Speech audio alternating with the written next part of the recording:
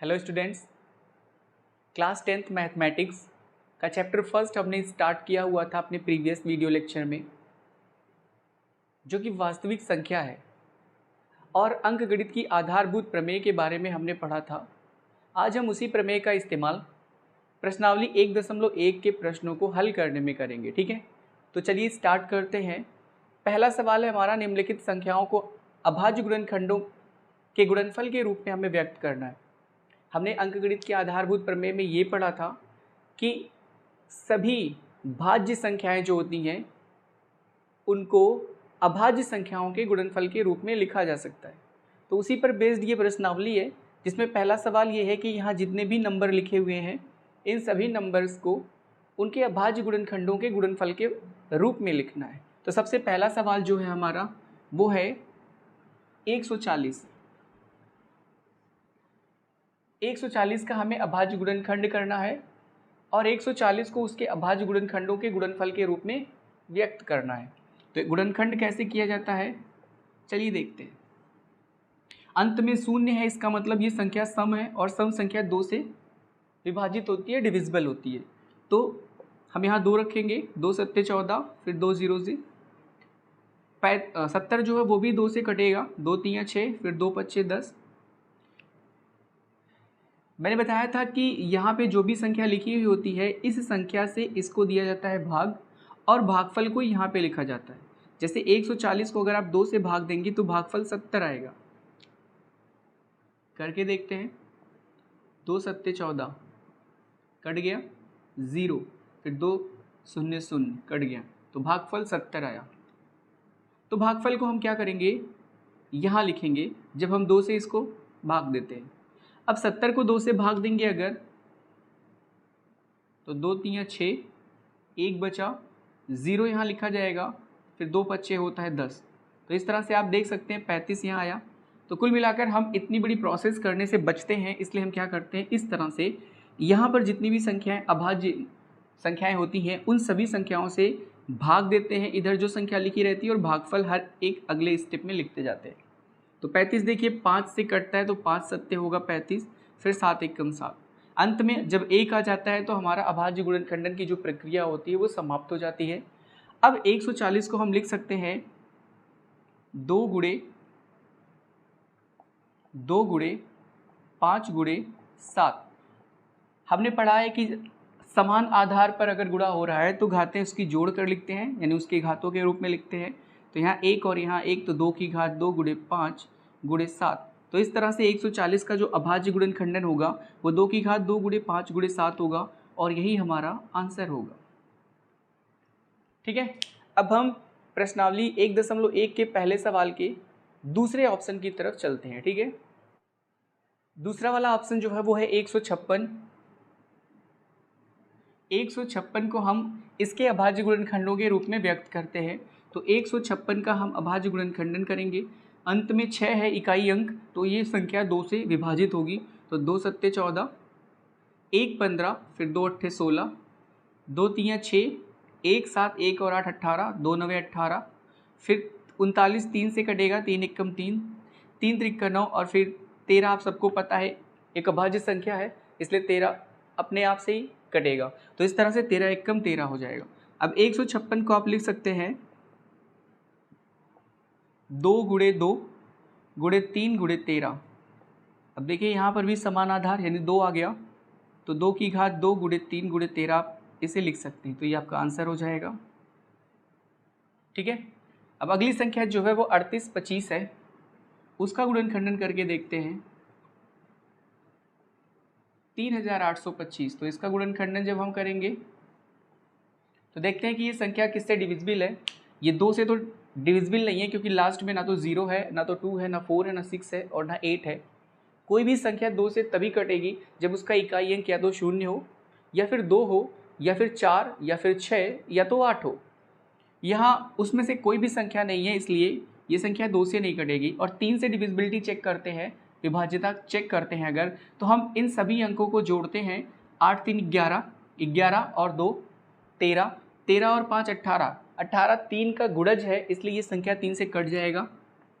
3 एकम 3, 3 दूनी 6, बचा 2, 22 हो जाएगा, 3 सते 21, बचा 1, 15 हो जाएगा, 3 पचे 15। अब देखिए 7 और 5 12, 12 2 14, 14 1 15, अभी भी ये 3 से कटेगा। ठीक है, 3 से डिविजिबिलिटी का यही नियम होता है कि जो भी संख्या हमें दी गई है उस संख्या में जो अंक हमारे पास है उन अंकों को अगर हम जोड़ दें तो जोड़ने के बाद उनका योगफल अगर 3 का गुणज है तो फिर हम बोलेंगे कि वो संख्या 3 से डिविजिबल यानी कट जाएगी। तो यहाँ देखिए 3 से कट जाएगा ये संख्या, तो 3 चौके होता है 12, 3 दूनी होता है 6, 1 बचा 15 हो जाएगा, 3 पचे 15। अब देखिए 5 और 2 7, 7 4 11, अब 3 से नहीं कटेगा, इसको 5 से काटते हैं तो 5 अट्ठे 40, 2 42, 5 पचे 25, फिर 5 से काटेंगे तो 5 एकम 5, 3 8 होता है, 3 5 लिखेंगे तो 35 होगा, फिर 5 सत्ते 35। 17 एक अभाज्य संख्या इसलिए केवल 17 से ही कट सकता है। अब 3825 जो लिखा हुआ है यानी 3825 जो लिखा हुआ है वो 3 गुणे 3 गुणे 5 गुणे 5 और गुणे कितना होगा 17। 3 2 बार है तो 3 की घात 2 हो जाएगा, 5 2 बार है तो 5 की घात 2 गुणे 17। तो इस तरह से आप 3825 को उसके अभाज्य गुणनखंडों के रूप में आसानी से व्यक्त कर सकते हैं और वो है 3 की घात 2 गुणे 5 की घात 2 और गुणे 17। ठीक है, आई होप आपको चीज़ें समझ में आ रही हैं। अब हम चौथे नंबर का जो ऑप्शन है 5005, इसका गुणनखंड करेंगे और इस संख्या को उसके गुणनखंडों के गुणनफल के रूप में लिखेंगे। चौथा जो सवाल है हमारा वो लिखा है 5005, इसका हमें अभाज्य गुणनखंडन करना है और फिर उन्हीं अभाज्य गुणनखंडों के गुणनफल के रूप में इसे व्यक्त करना है। तो 5005, 5 से कटेगा ये तो 5 एकम 5 0 0 और फिर 5 एकम 5, यहाँ 1 रहेगा।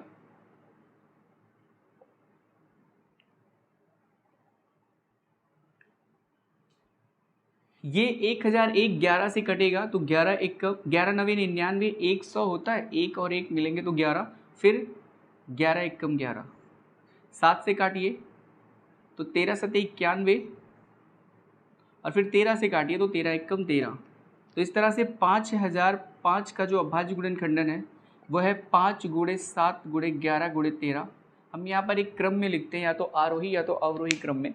तो 5 से बड़ा 7 है, फिर उससे बड़ा 11, फिर 13, तो 5 गुणे 7 गुणे 11 गुणे 13। तो इस तरह से 5005 को हमने उसके अभाज्य गुणनखंडों के गुणनफल के रूप में व्यक्त किया। पहले का आखिरी वाला ऑप्शन देखते हैं, 7429 लिखा हुआ है पाँचवा, इसे हमें उसके अभाज्य गुणनखंडों के गुणनफल के रूप में लिखना है। ठीक है, तो देखिए कैसे करेंगे, 7 4 2 9, तरीका तो आप सबको पता ही हो गया, वैसे ही करना है। ये देखिए अगर आप इसे चेक करेंगे तो ये 10 से छोटी किसी भी अभाज्य संख्या से विभाजित नहीं होगी, 17 से विभाजित होगी शुरू में। तो 17 चौके 68, 6 बचा यहाँ तो 62 हो गया, 17 तिया 51, 51 और 11 62 होता है, तो 11 और 9 जब बचेगा तो 119, 17 सत्ते 119, 19 से काटिए, 19 दूनी 38, 5 43 57 हो जाएगा, 19 तिया 57 और 23 खुद एक अभाज्य गुणनखंड इसलिए 23 केवल 23 से ही कट सकता है। तो 7429 को जब हम अभाज्य गुणनखंडों के रूप में लिखेंगे तो 17 गुणे 19 गुणे 23 लिखेंगे हम, तो इस तरह से हमें आंसर मिल जाएगा। तो पहला सवाल मुझे उम्मीद है आपको समझ में आया होगा इसका सलूशन। अब हम सेकंड क्वेश्चन की तरफ बढ़ते हैं। ठीक है, देखिए दूसरा सवाल जो है वो लिखा है, पूर्णांकों के निम्नलिखित युग्मों के एचसीएफ और एलसीएम ज्ञात कीजिए तथा इसकी जांच कीजिए कि दो संख्याओं का गुणनफल बराबर है एचसीएफ और एलसीएम के गुणनफल के। यानी जो रूल हमने पढ़ा था अपने प्रीवियस लेक्चर में, जिसमें हमने ये बोला था कि किन्हीं भी दो संख्याओं का मासा और लासा का गुणनफल जो होता है वो उन दोनों संख्याओं के गुणनफल के बराबर होता है, वही चीज़ इसमें हमें प्रूव करना है। तो पहला सवाल जो है वो है 26 और 91, तो इसका लासा और इसका मासा निकालना होगा। तो मासा और लासा निकालने के लिए हमें सबसे पहले इनका गुणनखंडन करना होगा। तो 26 का गुणनखंड जब हम करेंगे तो 26 2 से कटता है, तो 2 एकम 2, 2 3 6, फिर 13 एकम 13 हो जाएगा। इस तरह 91 का जब हम करेंगे तो 7 7 13 में 91 होता है, 13 7 91, फिर 13 एकम 13 होगा। अब 26 का अभाज्य गुणनखंडन 2 गुणे 13 है और 91 का अभाज्य गुणनखंडन जो है वो 7 गुणे 13 है। मासा जो होता है वो जो भी संख्याएं हमें दी हुई होती हैं जिनका हमें मासा निकालना है उसमें उपस्थित जितने भी उभयनिष्ठ गुणनखंड होते हैं उनका गुणनफल होता है। तो इसमें केवल एक ही गुणनखंड है 13 जो कि उभयनिष्ठ है। तो 13 की सबसे छोटी घात 13 की घात 1 ही है, इसलिए मासा आपका 13 होगा। और अगर लासा की बात की जाए तो लासा निकालते समय हमने ये पढ़ा था कि उपस्थित जितने भी गुणनखंड हैं, उभयनिष्ठ की बात वहाँ नहीं थी, उपस्थित जितने भी गुणनखंड हैं उन सबकी सबसे बड़ी घात का गुणनफल। तो देखिए यहाँ 2 है, 7 है, 13 है, इसके अलावा कोई और संख्या गुणनखंड के रूप में नहीं है 26 और 91 के पास। तो 2, 7 और 13 की जो सबसे बड़ी घात है वो भी 2 की घात 1, 7 की घात 1 और 13 की घात 1 ही है, क्योंकि कोई और बड़ी घात इस गुणनखंड में शामिल नहीं है। तो इस तरह से लासा जो होगा वो 2 × 7 × 13 होगा। 13 सते 91, 91 में जब आप 2 से गुणा करेंगे तो 2 1 कम 2, 2 9 18, 182 मिलेगा। अब प्रश्न के अनुसार आपको प्रूफ ये करना है कि दोनों संख्याओं का गुणनफल,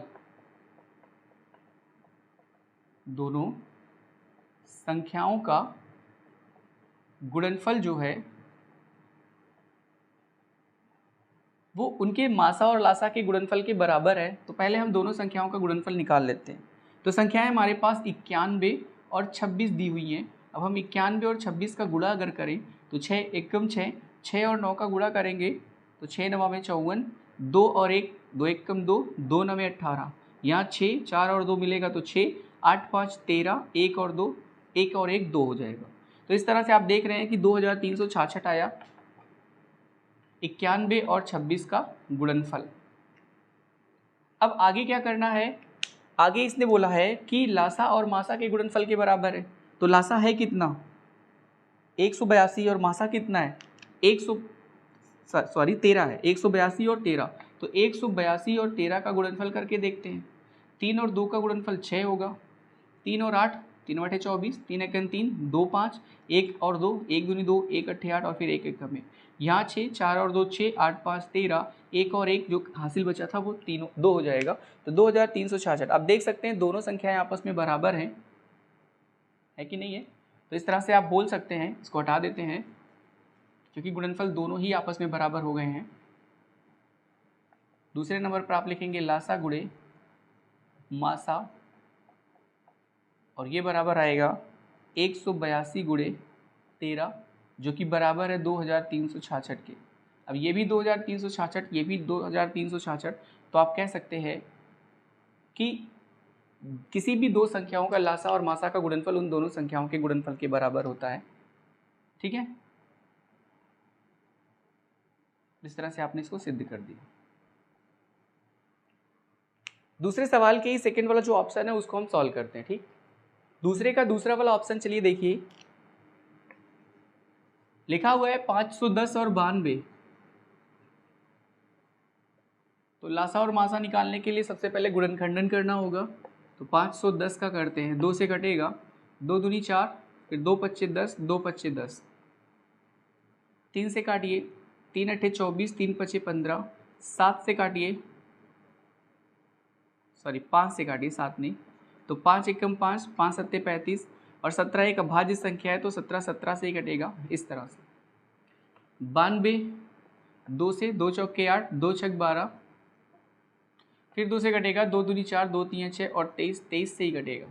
तो इस तरह से दो संख्याओं का मासा जब आप निकालते हो तो मासा निकालने के लिए पहले इसका भाज्य गुणनखंडन लिख लीजिए।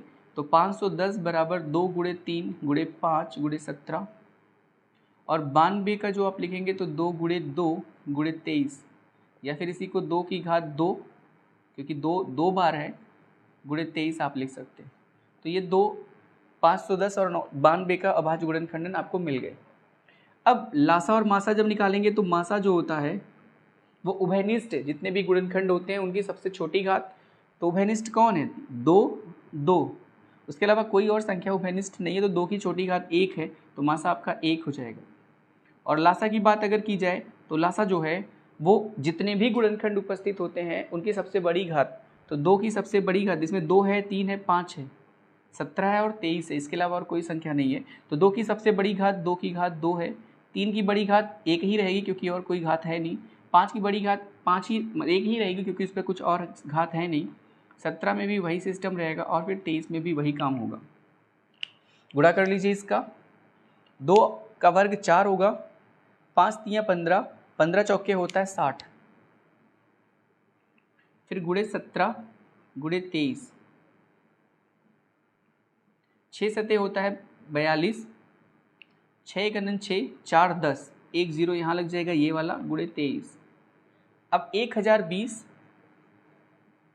और 23 का गुणा कर लीजिए, 3 0 0, 3 दूनी 6, 3 0 0, फिर 3 1 3, 2 0 0, 2 दूनी 4 और फिर 2 0 0, 2 1 2, 0 6 4 3 2, यानी 23,460 आएगा। इसका गुणनफल जो होगा वो 23,460 आया। अब आपका क्या करना होगा, दोनों संख्याओं का गुणनफल निकाल लीजिए। तो दोनों संख्याओं का गुणनफल जब निकालेंगे तो पहली संख्या है 510 और दूसरी संख्या है 92। गुणा करिए 510 और 92 का,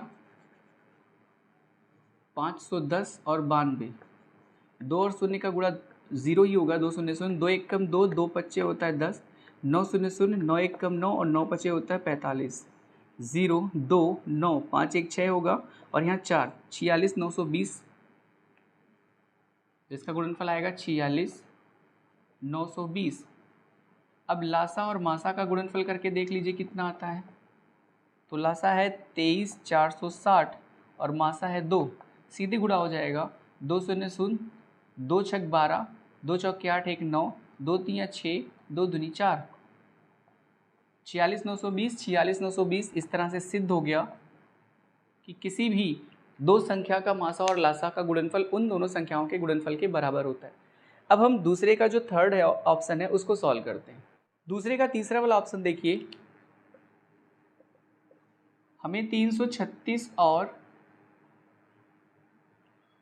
54 इसका मासा और लासा निकालकर संख्याओं का गुणनफल गुणे बराबर HCF गुणे LCM होता है, ये प्रूफ करना है।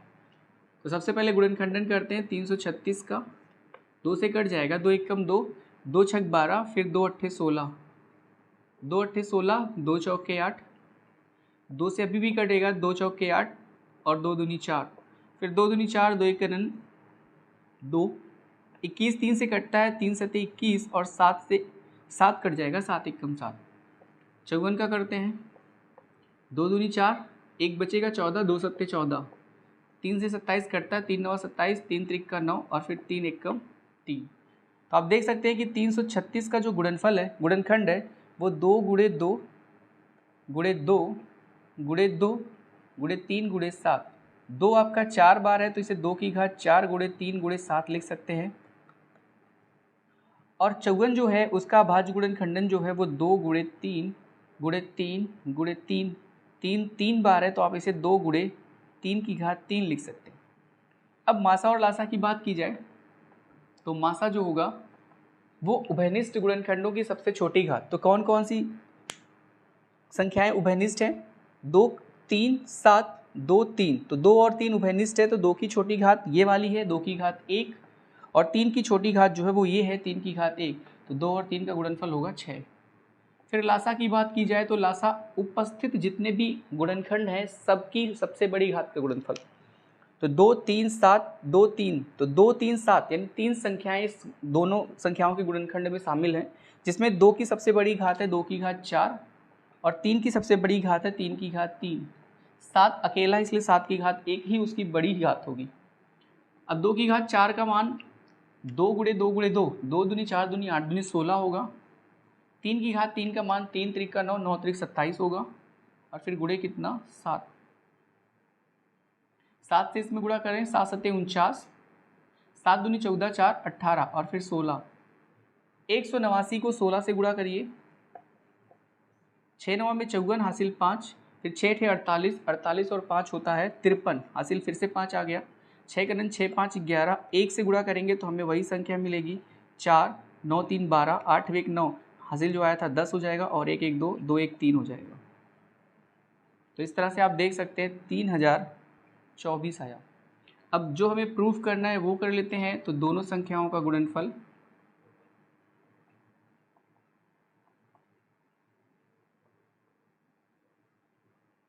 तो पहली संख्या है आपकी 336 और दूसरी संख्या है 54। तो 336 और 54 का गुणा करते हैं, तो चलिए देखिए गुणनफल कितना आएगा 336 और 54 का।